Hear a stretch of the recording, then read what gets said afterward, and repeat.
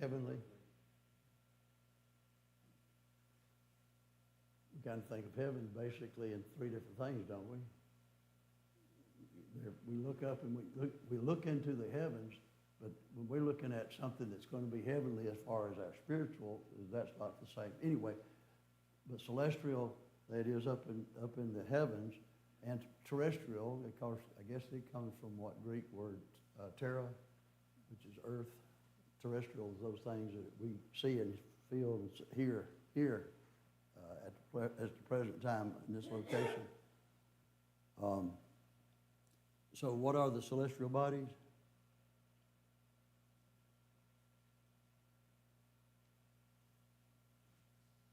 He named some of them. Celestial, yeah. So, moon, stars. I think we've added to them, and today we say there'll be galaxies that consist of these.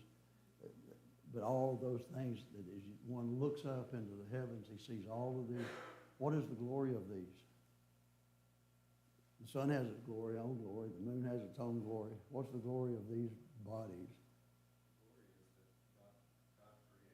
Yeah. They've always been. They never change. I mean, the sun does its thing, and the moon does its thing, and they'll never change. With the sun and the moon, he at least gave us, yeah, and he told us their purpose. One is gives us light by the day, and the other one's a light by the night, which is also the stars. And we learn certain things about them. I guess most of all of you, if you're out in the middle of the ocean, can look at the stars and tell us which way to go, can't you? No, me either. But I can usually tell you which way is west in the morning and which way is east in the morning. Because when you live over here, you have to go to town, you'll know you're driving into the sun. You're definitely going east. And if you come home at a reasonable time, you're driving into the sun. I hardly ever drive into the sun. But at any rate, but the sun has its glory and the moon has its. Well, what are some terrestrial bodies?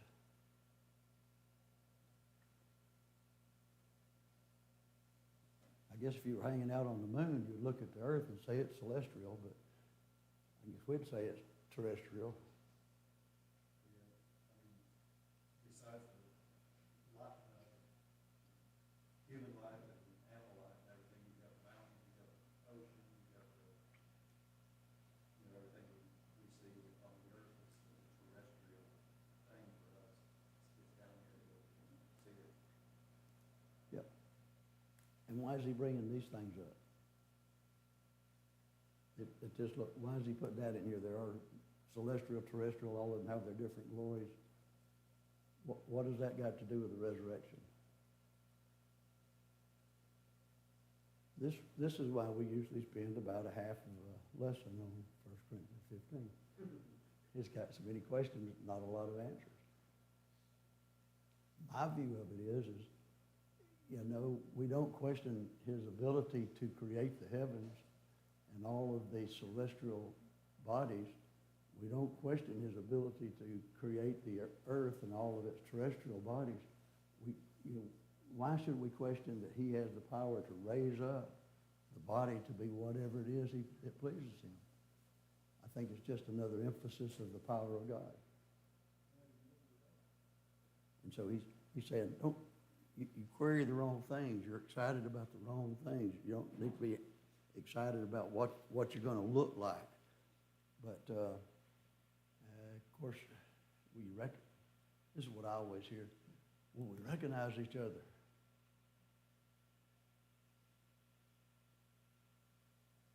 I don't know. You'd want to. I think there's certain people that you'd want to see again. I mean, but will we? It really doesn't. It's going to be great. For me to get excited to say, well, I don't think there'll be a resurrection if I can't recognize people that I left here. No, I don't. That's a poor argument, but that's some that people would make. Look on any other questions, thoughts, comments. Okay, then he says, there's in verse 42, So also is the resurrection of the dead. It is sown in corruption, it's raised in incorruption. It's sown in dishonor, and it's raised in glory. It is sown in weakness, it's raised in power. It is sown a natural body, it is raised a spiritual body. There's a natural body, and there's a spiritual body. Okay. What is then? If the resurrection is like this, there's a resurrection of the dead, sown in corruption. What is that? What is when he's saying here, sown in? What's he talking about? This is just the order of things. It's the beginning. When you sow a seed, that's the beginning of you planting something. So the beginning of man is earthly. That's what this whole section is talking about. The order of things is natural, earthy. We don't use that word, but it's earthy. It's something that you can, and it dies. Everything dies here. So it's perishable. Everything is sown in the earthy way. In the earth. But then it's raised up Yep. in the spiritual way. So here, not The order of things. not unlike the seed, it's planted. We're sown. We're actually being planted here. And we think, okay, if you're going to plant my body, then I ought to be able to see that body raised up. He's going back, wait a minute, didn't I just tell you that the grain doesn't look like the stalk that's going to come from it? You can't compare the two to know what's going to be. But that which is in corruption, what does that mean? Everybody's body is corruptible. It is going to deteriorate. It will be buried. It will go away. It will turn to the dust that from which it was made. And so if it's sown in corruption, it's raised in incorruption. What is it saying? Why compare the two? It's buried or sown in corruption, raised in incorruption. Yep. It's going to be forever. You know, if I saw the other day that a fellow that was 115 years old, and I think, man, you know, that's old. But then thinking back, we go, oh, you know, how old was Methuselah? No, that's not a trick question. How old was Methuselah? Was he 900 or something? Yeah. 969. And that was really old. But on the other hand, how old is 969 years? You know, I have this tendency. We look around and we see, some of us may have went to that boat thing down at the Smith Lake. And the guy said, you see that rock over there? That rock is 10 million and 10 years old. He said, you know how I know that? We said, yeah, well, how do you know that? And he said, 10 years ago, a fellow told me that rock was 10 million years old.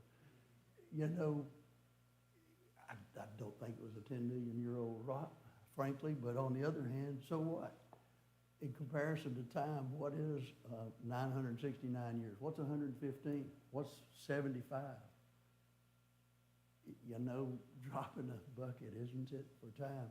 It's buried or sown corruptible or raised incorruptible. Incorruptible, it'll last forever. And so what else does he add to it? Sown in natural is raised in spiritual. Sown in dishonor, raised in sown in weakness, raised in power. Sown in dishonor, raised in glory. What is all these comparisons? And I guess more importantly, he comes down to the final one. It's sown in what? Natural? Raised in what? Spiritual. So there's a natural body, there's a spiritual body. Now, what's a natural body? That one you got. Bless your heart. Yes, we're living in our natural state of it. And what will happen when it's sown? It's sown natural. It's what everybody has. And once we bury it, that's the end of it. It's raised to be spiritual. Now, what's a spiritual body?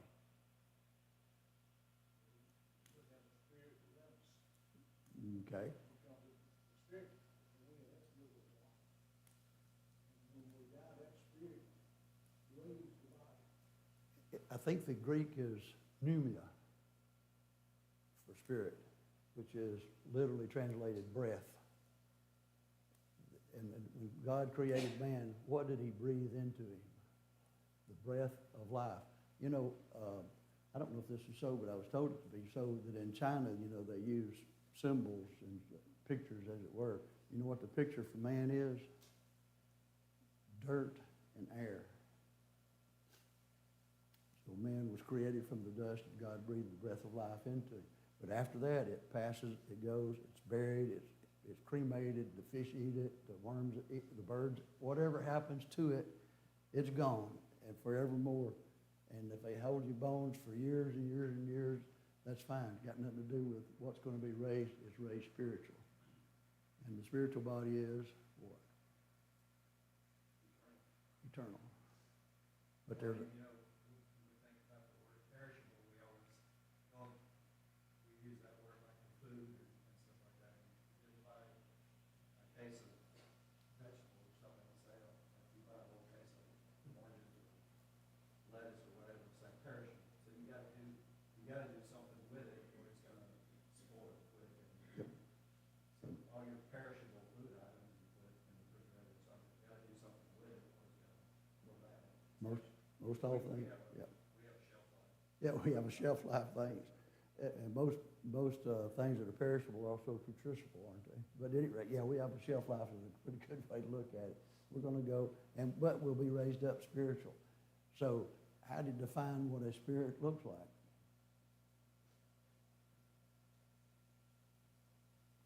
It would be an image of itself. So will it be like at the transfiguration, you know, when Christ was transfigured, who was there? How, they didn't go, what are those? I don't know that that's a good indicator of what the spirit will look like or whatever, but it's spiritual, whatever it is. Okay, thoughts about it?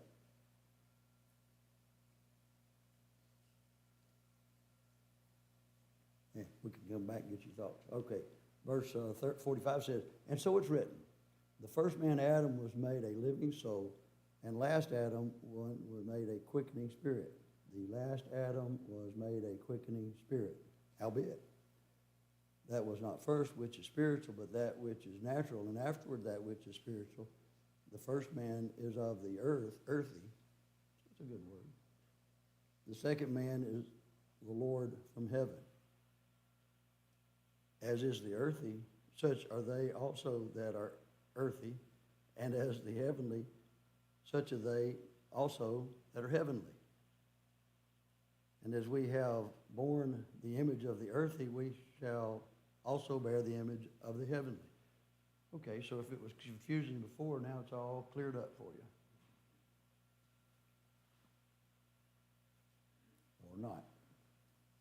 What is he talking about?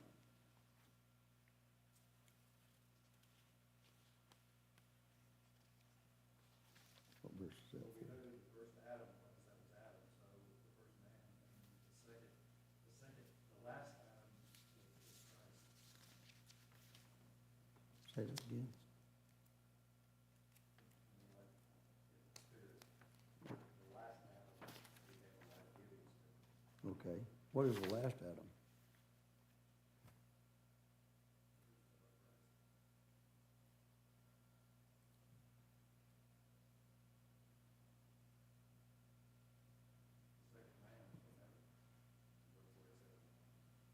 Okay.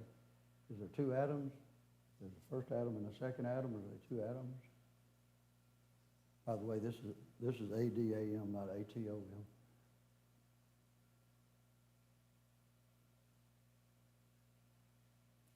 Let's talk about the first Adam. The first Adam is described as being what? Natural. He was a natural man. He was merely a natural man. Which means what?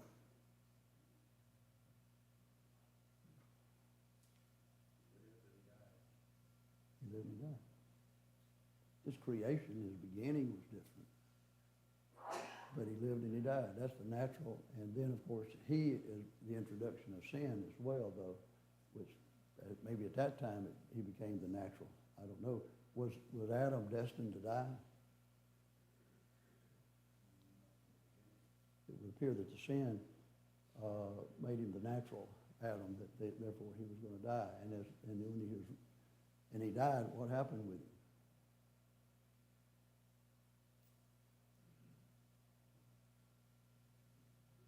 Has he been resurrected? There will be a resurrection. When does the resurrection take place? All right. Where are all of those who have died and been sown?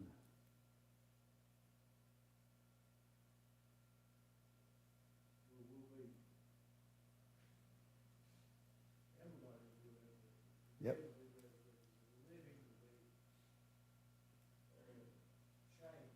Yeah. And we're all made Christ in the sky. All right. There's people never touch the earth again. All right. And so until he returns, are we just dirt?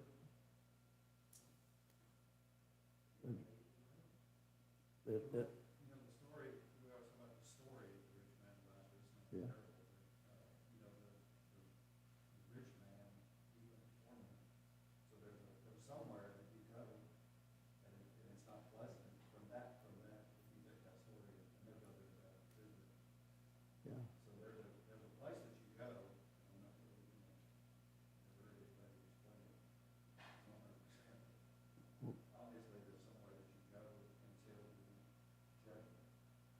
And there was where the rich man went was not a pleasantry at all. But then there was Lazarus, and he went where? We may be being judged right now We're by what will we be judged? for the way we live, All right. our actions. So if I'm the sorriest person that walks, is there hope?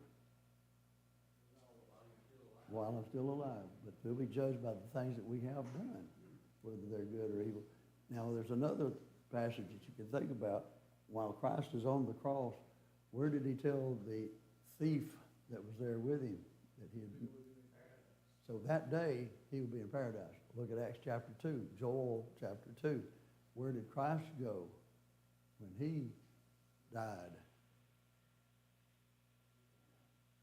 It would so, or Hades, because in Acts 2, at least in the King James, it says his soul would not be left in hell. So, yeah, there's a place where all bodies of the physical go, waiting for the time when there should be the judgment. And at that resurrection, it appears that they could recognize, because it seems as though that the rich man recognized Lazarus. It doesn't appear that Lazarus could see the rich man, which would be an unpleasantry in heaven, or paradise won't have the, anyway, all of those things being said, get back here. There's a natural man, Adam, and then there's what does he say, the second man. The first man is of the earth, earthy. The second man is the Lord from heaven. But talk about Adam first. In verse 45, the first man, Adam, was made a living soul. Where do you find that?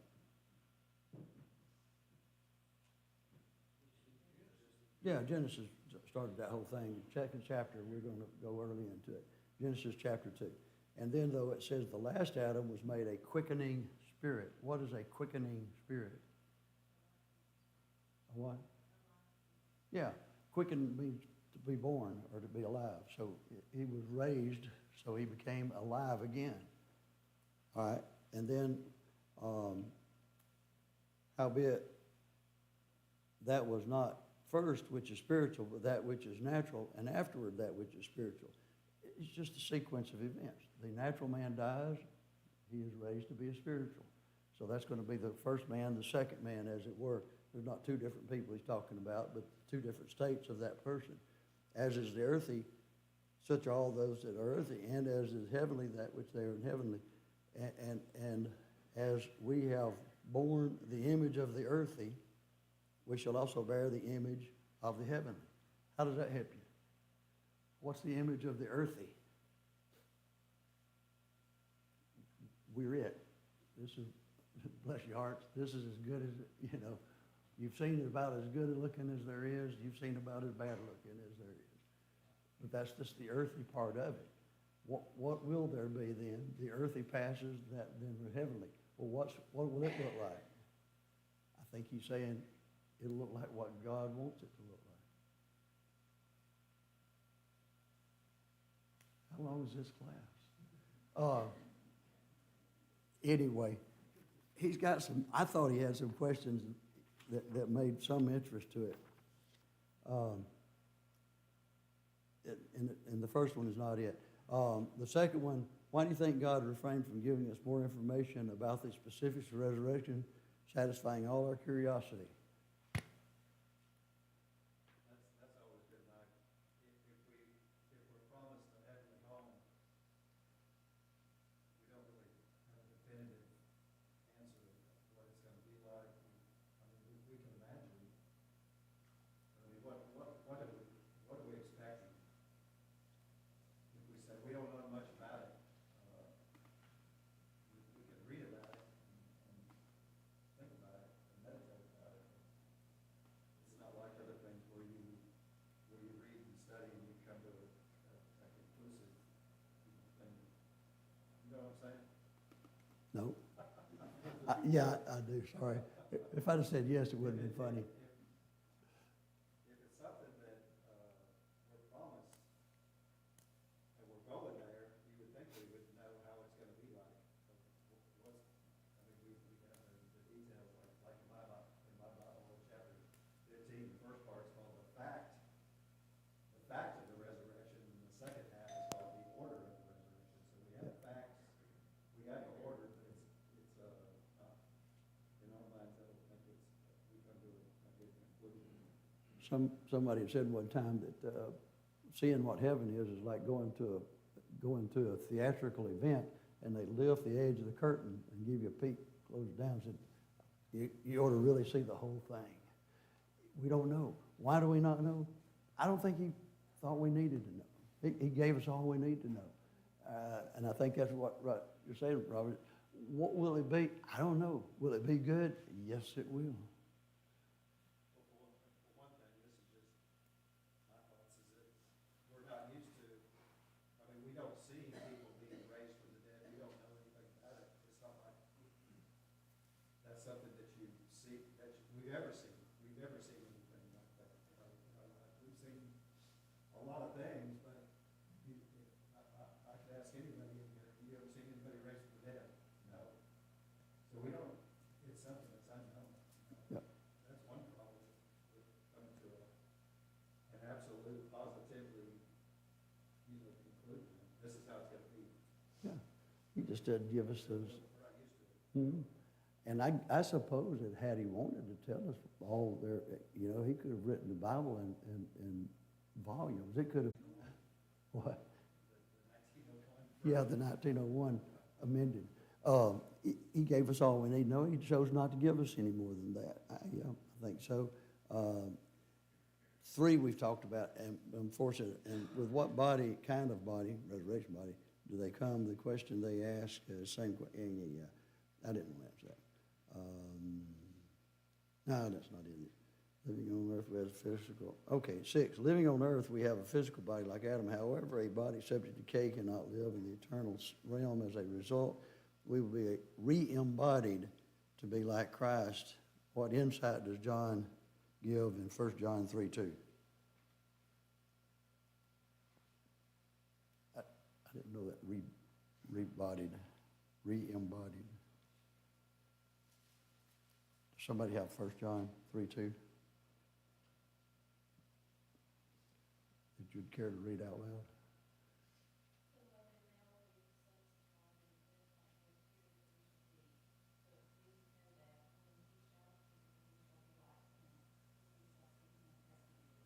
Okay. Is it? So whatever it will, we'll be like him. And he's the heavenly, he's the eternal, so whatever it is, that's what, yeah.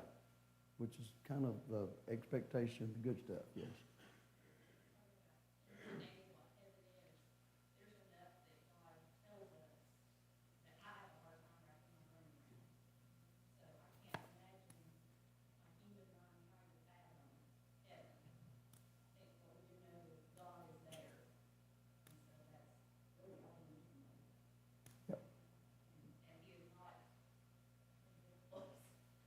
Did you say he's not invisible?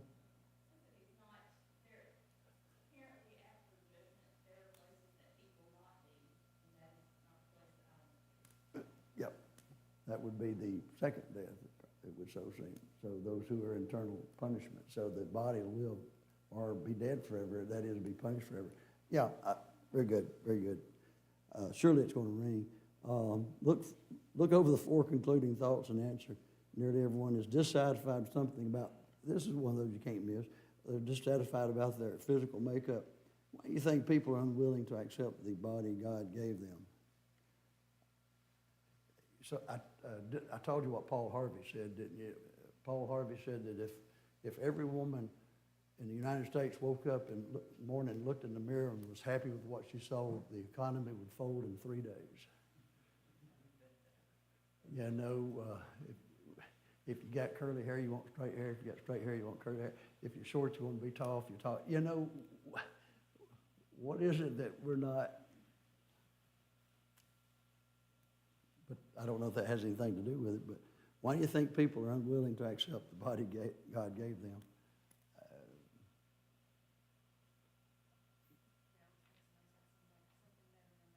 Yeah, now some things we can do something about, and that may be one of these questions. Do we have an obligation to take care of what he gave us?